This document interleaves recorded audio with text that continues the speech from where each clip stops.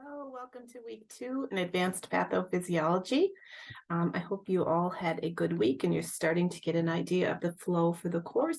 It is pretty consistent in this course as time goes on, as far as like a pre-quiz and a module assignment.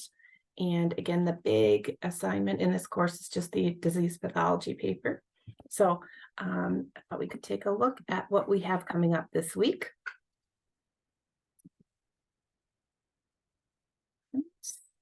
So this week is pretty interesting. It's on genetics, inheritance, genetic and congenital disorders, and neoplasias.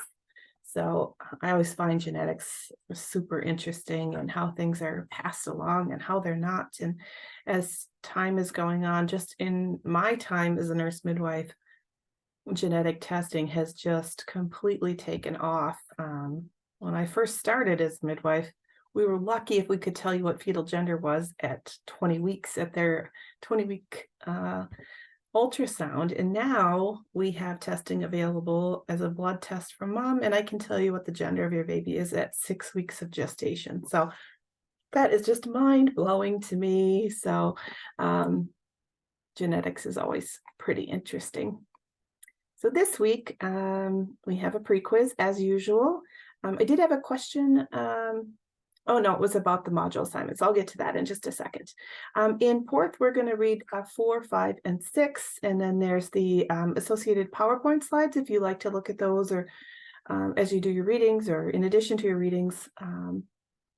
There is a reading for you to do here on chapters 5 and 12. Video animation on neoplasia, which I find helpful to see it kind of broken down visually that way. Just helps me to retain it and understand things a little bit better. There's a few pretty short videos here on chromosomes, DNA repair, gene expression and function, and early embryogenesis, which is fascinating. So kind of helps to solidify concepts in your mind.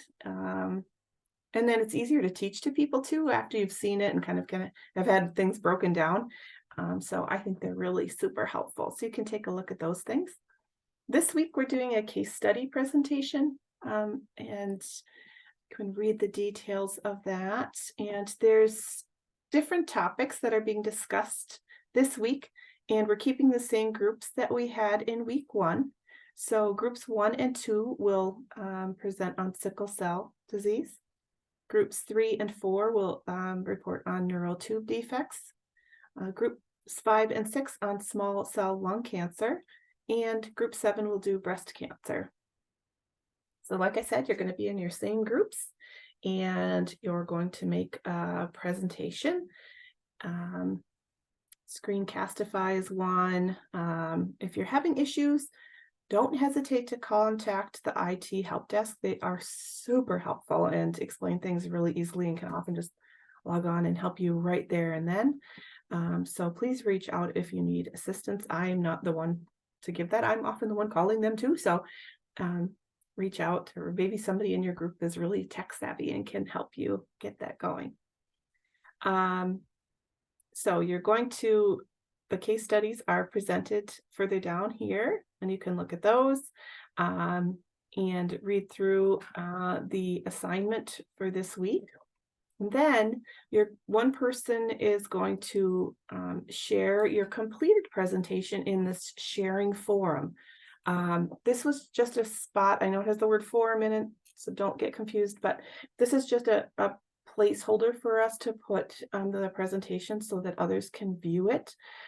You are not required to comment on these videos or presentations as a forum. That's just what this kind of assignment placeholder is called. So I just want to be very clear on that. This is just a place for you to put your completed form so that everybody can see it. So just one person in your group can place that in this spot here, which you'll see.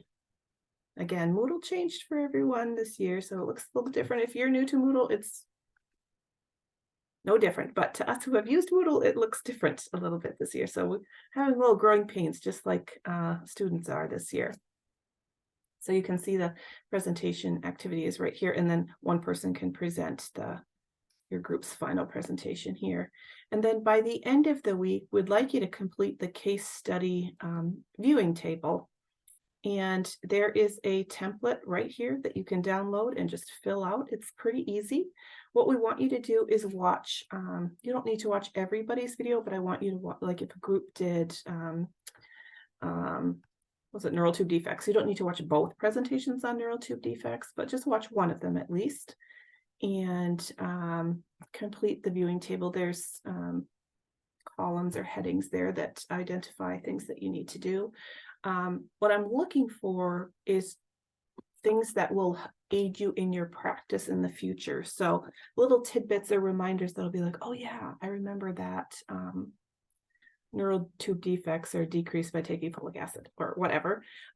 Just triggers for you. I'm not really looking for you to comment on, I didn't like your presentation color background or slide formatting or whatever. I want things that would be helpful to you in future practice. So kind of go through that and fill that out, and then you'll submit that assignment by Sunday.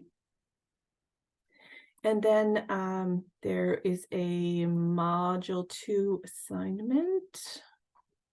This is where I had a question earlier this week. Module 2 assignment, and that's like a 10-point quiz where you don't get points for number correct, but points for completed and on time.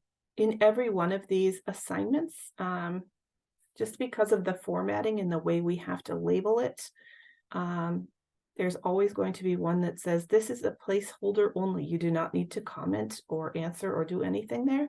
It just allows us to identify it as a quiz without having to attach points to it for right and wrong. So completely ignore it, just like it says, just a placeholder only.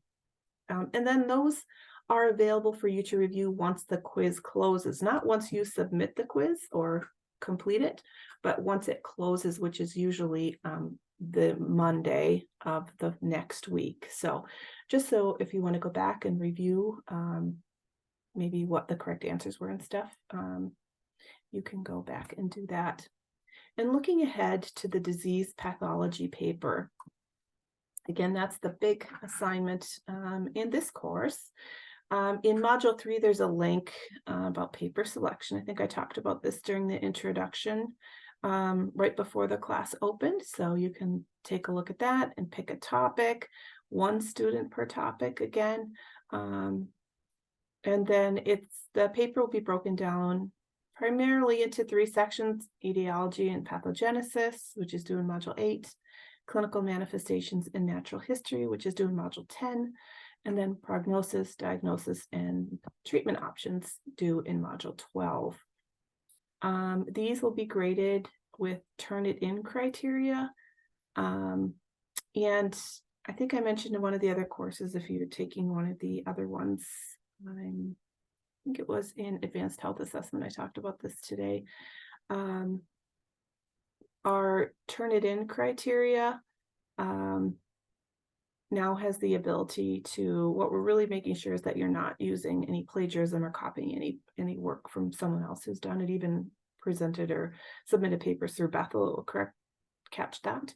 But looking at new AI technology and the chat GPT, it is now able to identify things that have been written through those type of programs, or that program in particular, and that's improving all of the time. So just keep that in mind when you're working on your papers, and that's true for all things submitted through Bethel.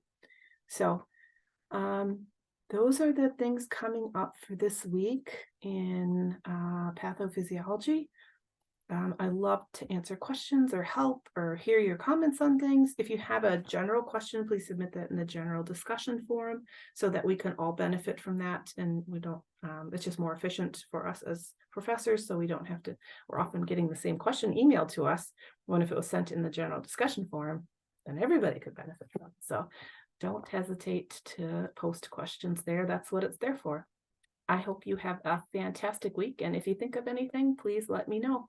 Take care.